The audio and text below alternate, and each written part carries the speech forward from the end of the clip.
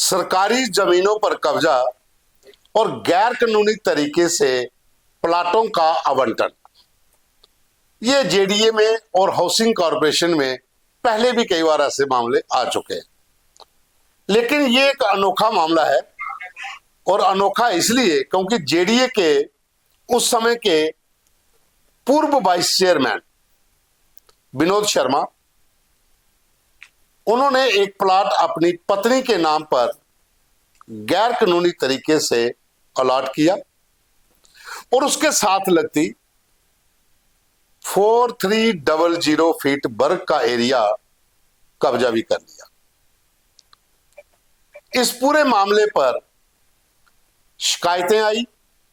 आखिर anti corruption bureau ने यह मामला दर्ज किया और कोर्ट में आरोप पत्र भी दायर कर दिया। अब इस मामले की सुनवाई 15 दिसंबर 2025 को होगी, लेकिन इसमें विनोद शर्मा, उनकी पत्नी, उस समय के पूर्व नायब तहसीलदार घनश्याम, उस समय के पूर्व पटवारी ऋषि कुमार, इन चारों के नाम इस आरोप पत्र में है जो कोर्ट में सबमिट किया गया है एंटी करप्शन ब्यूरो की ओर से और जम्मू कश्मीर भ्रष्टाचार निवारण अधिनियम की धारा के तहत और आईपीसी की धारा 120B के तहत यह मामला दर्ज किया गया है। अब कहानी क्या है, ये तो आ गया कोर्ट वाला मामला जो हमने आपको बताया कि ऐसे ऐसे हुआ है। अब कहानी यह है कि विनोद शर्मा जब जेडीए के वाइस चेयरमैन थे, उस समय प्लाटों के आवंटन को लेकर नोटिफिकेशन निकली। कई लोगों को प्लाट आवंटित हुए, कई लोगों के नाम उसमें ड्रॉप कर दिए गए, लेकिन एक नाम उसमें ऐसा आया जिसे लेकर हर कोई अचंभित था कि यह प्लाट कैसे अलॉट हो गया। और प्लाट भी कहां पे? त्रिकुटा नगर सेक्टर 1।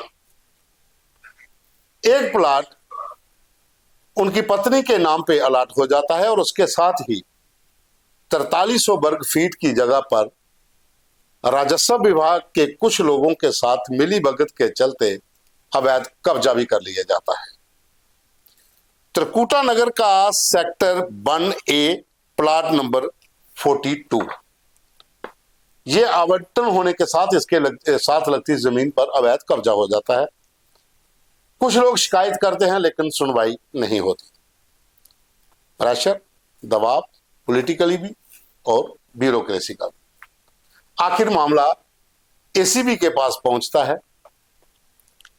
फाइलें तो आपको पता ही है कि एक टेबल से दूसरे टेबल तक जाने में समय लगता है, रास्ता खराब भी होता है कई बार। लेकिन जब ऊपर कोई ऐसा अधिकारी एक संगठन या एक ऑर्गेनाइजेशन के बीच में कड़क रवैये वाला बैठता है जिसकी छवि पर आप उंगली नहीं उठा सकते, तो फिर ये फाइलें बुलेट ट्रेन की तरह भी भागती हैं। तो फाइलें फिर बुलेट ट्रेन की तरह भागी और तब का मामला अब जाकर कोर्ट में आरोप पत्र दायर हो गया। हालांकि आपको यह भी बता दें कि 2 लोग इसमें से सेवानिवृत्त हैं और दिवंगत हैं, लेकिन मामला दर्ज हुआ है। अब आरोप पत्र में उनके नाम है। 15 दिसंबर को आपने अपने जवाब सबमिट करने हैं अपने वकीलों के जरिए, फिर आगे की कार्रवाई शुरू होगी। लेकिन कहानी यह है कि जेडीए जम्मू डेवलपमेंट अथॉरिटी उस समय कुछ ऐसे प्लॉट अलॉट हुए जिनके ऊपर सवाल खड़े हुए।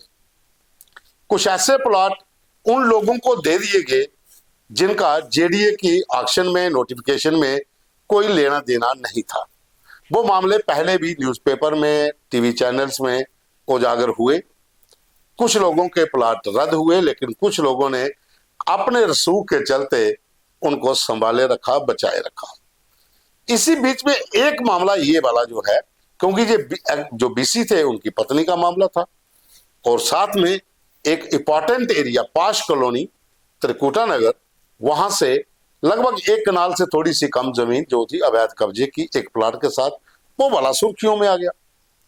अब वो मामला जब चला तो चलते चलते चलते, जैसा मैंने पहले कहा कि फाइलों की जो रफ्तार थी वो धीमी थी, उसके बाद बुलेट ट्रेन की तरह चली और अब ये मामला कोर्ट में सबमिट हो गया है, आरोप पत्र दायर हो गया है।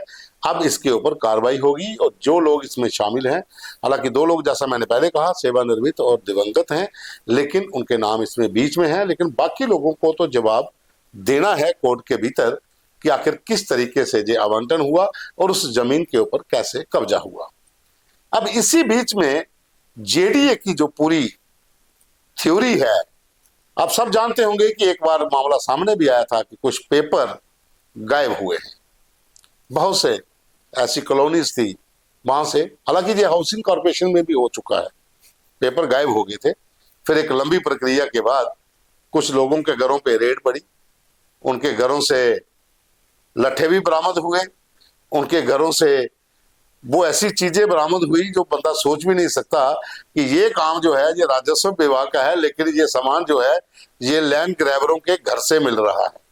और इतने इतने पुराने लट्ठे मिले कि आप समझ भी नहीं सकते थे कि इतना रिकॉर्ड रेवेन्यू डिपार्टमेंट के पास नहीं था जितना उन लैंड ग्रैबर्स के घर में था। और बाकायदा वहां पर रेवेन्यू डिपार्टमेंट के लोग बैठ के वहीं से प्लानिंग होती थी कि कौन कौन सी कॉलोनी में किसके किसके प्लाट को किसको किसको बेचना है और उसको कैसे चेंज करना है।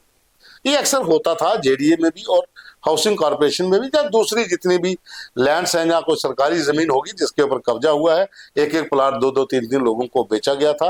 हालांकि उस समय का जो एक बड़े मशहूर लैंड ग्रैबर थे अभी वो एक केस में जेल के अंदर बंद है, लेकिन हम उस मुद्दे को एक साइड पे छोड़ दें तो बात हम सिर्फ जेडीए के ऊपर ही आज फोकस कर रहे हैं, क्योंकि एंटी करप्शन ब्यूरो ने अभी ये मामला कोर्ट में आरोप पत्र इसका जो है वो दायर कर दिया है, जिसमें x vice chairman Vinod Sharma, उनकी पत्नी और 2 जो लोग और हैं घनश्याम और ऋषि कुमार, इनके नाम शामिल हैं। अब 15 दिसंबर को ये लोग कोर्ट में अपना पक्ष रखेंगे कि आखिर इनको क्या कहना है, किस तरीके के साथ ये प्लाट आवंटन हुआ, किस तरीके के साथ उस जगह पर कब्जा करके अवैध कब्जा करके हड़प लिया, अपने पास रख लिया, लेकिन खाली नहीं हुआ। अब कहानी बनेगी 15 दिसंबर 2025 को जब ये कोर्ट में अपना जवाब रखेंगे, उसके बाद ये फैसला होगा कि खाली करवाएंगे जहां उसके ऊपर जो भी स्थिति होगी वो बाद में इशू होगा। लेकिन ये एक बड़ी खबर इसलिए थी क्योंकि उस समय विनोद शर्मा एक्स जो बीसी थे जेडीए के, उन्होंने अपनी पत्नी के नाम पे एक प्लाट का आवंटन किया था और 4300 वर्ग फीट एक जमीन के ऊपर राजस्व विभाग के अधिकारियों के साथ मिलकर कब्जा भी अवैध रूप में कर लिया था। हालांकि मामले जेडीए के और भी कोर्ट में विचाराधीन है। बहुत से प्लाटों के आवंटन, बहुत से ऐसी जगह जहां पर स्ट्रिप्स थी, उन स्ट्रिप को ऐसे लोगों को आवंटित कर दिया गया जिनका जम्मू कश्मीर में से लेना देना ही कोई नहीं था। जो लोग बाहरों से आकर, बाहरी इलाकों से आकर यहाँ बसे थे, उनको भी कुछ स्ट्रिप्स जो है वो ऐसी अलाट हुई जिनके डॉक्यूमेंट्स पूरे नहीं थे। हालांकि वो मामले कोर्ट में ऑलरेडी चल रहे हैं, लेकिन ये एक प्रमुख मामला इसलिए था क्योंकि इसमें जेडीए के उस समय के जो वाइस चेयरमैन थे वो खुद इसमें शामिल थे।